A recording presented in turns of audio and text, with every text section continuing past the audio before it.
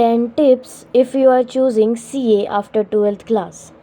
Hi everyone and this is my YouTube channel CA वाली लड़की और यहाँ पर मैं CA related video and art and craft related videos भी बनाती हूँ। और आज मैं आपको ऐसे टिप्स बताने वाली हूँ जो आपके हेल्प करेंगे अगर आप डायरेक्टली 12th के बाद CA कोर्स चूज़ कर रहे हैं या आप 10th 11th या 12th से ही प्रिपेयर करना स्टार्ट कर रहे हैं CA के लिए। तो फर्दर डिले ना करते हुए चलिए वीडियो स्टार्ट करते हैं। तो tip number 1, focus on 11th and 12th class course.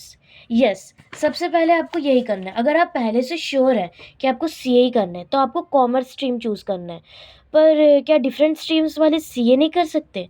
ऐसा कुछ रेस्ट्रिक्शंस नहीं है, आप कोई से भी स्ट्रीम से हो, आर्ट्स या साइंस से भी कर सकते हैं।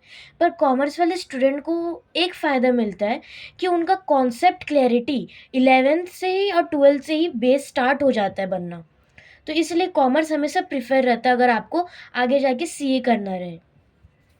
कॉमर्स आपका बेस क्रिएट करेगा, आपको कुछ भी अगर आगे इसी स्ट्रीम में करना है जैसे CA, CS, CMA, even BCom के 3 साल आपके 11th एंड 12th के कॉन्सेप्ट ही आपके बहुत ज़्यादा हेल्प करेंगे। जब मैं अपना फाउंडेशन सीए फाउंडेशन का प्रिपेयर कर रही थी तब भी मेरे 11th एंड 12th के बेस ने मुझे बहुत हेल्प किया, जैसे कि economics, accounts and math as well. Overall इसमें से ये बनता है कि आपको 11th और 12th का कोर्स अच्छे से आना चाहिए, कॉन्सेप्ट अच्छे से आना चाहिए। तो टिप नंबर 2 है फोकस ऑन बिजनेस लॉ। तो बिजनेस लॉ आपको पता होगा कि आपके जो 4 पेपर है सीए फाउंडेशन में उसमें से एक है, पर मेनली मैंने इसी में क्यों फोकस करने बोला है, क्योंकि आपने 12th तक अकाउंट्स, इकोनॉमिक्स और मैथ पढ़े ही होंगे, पर बिजनेस लॉ आपके लिए बहुत न्यू सब्जेक्ट है।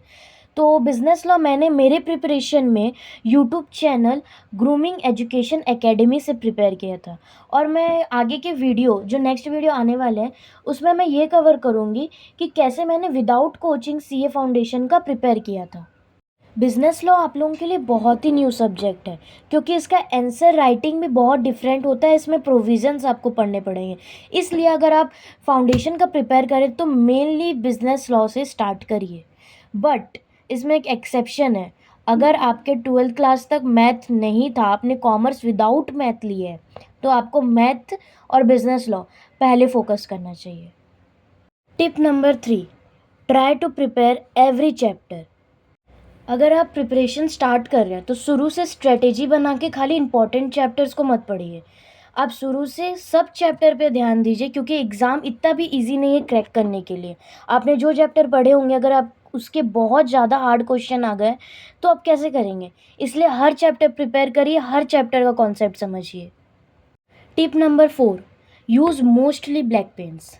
हमारा 11th एंड 12th से आदत रहता है कि हम ब्लू पेन में लिखें, अनलेस हम क्वेश्चन बस ब्लैक पेन से लिखते हैं। पर सीए फाउंडेशन का प्रिपरेशन समय आप मोस्टली ब्लैक पेन यूज़ करिए, ताकि एग्ज़ाम में लिखते समय आपको ऑकवर्ड ना लगे। Tip number 5, prepare notes. आप कोई सा भी सब्जेक्ट प्रिपेयर करें, साथ ही साथ उसका नोट्स भी बनाते जाइए।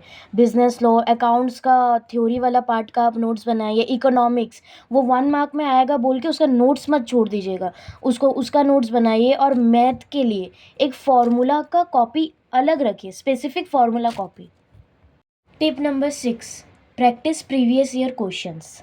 प्रीवियस ईयर क्वेश्चन प्रैक्टिस करने से आपको एडवांटेज मिलेगा कि आप एग्ज़ाम में कंफर्टेबल रहेंगे आंसर क्वेश्चन उसमें लिखने, क्योंकि आपको पैटर्न पता है क्वेश्चन पेपर का, और बहुत सारे क्वेश्चन रिपीट भी होते हैं। तो आप जितना प्रीवियस ईयर क्वेश्चन प्रैक्टिस करेंगे, प्रीवियस ईयर क्वेश्चन आपको सीए के वेबसाइट या आप कोई भी कोचिंग में पढ़ रहे हैं उनका भी फॉलो कर सकते हैं। Tip number 7, focus on concept. ये मैं शुरू से बोल रही हूँ कि आपको कॉन्सेप्ट क्लैरिटी बहुत ज़्यादा ज़रूरी है।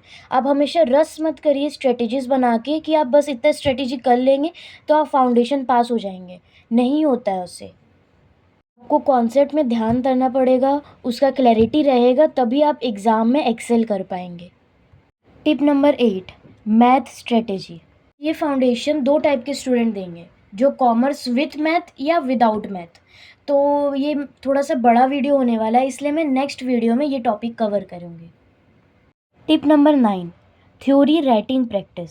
जो भी थ्योरी सब्जेक्ट है, स्पेशली बिजनेस लॉ, मैंने बताया उसका आंसर पैटर्न बहुत अलग होता है, तो इसलिए आपको उसका राइटिंग प्रैक्टिस करना है।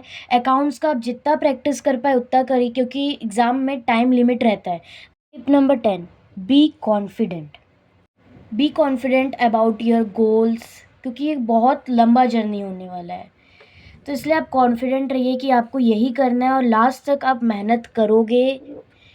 आपको ये चीज़ श्योर होना चाहिए। और फाउंडेशन को इजी बिल्कुल भी मत लीजिए, क्योंकि जिस तरह से इजी सब लोग बोलते हैं उस हिसाब से पासिंग परसेंटेज 100 होना चाहिए, पर अभी भी फाउंडेशन का पासिंग परसेंटेज 100 नहीं है। तो इसलिए बी कॉन्फिडेंट, मेहनत करिए, प्रैक्टिस करिए और क्लियर कर लिए। Bye, meet you in next video. Subscribe.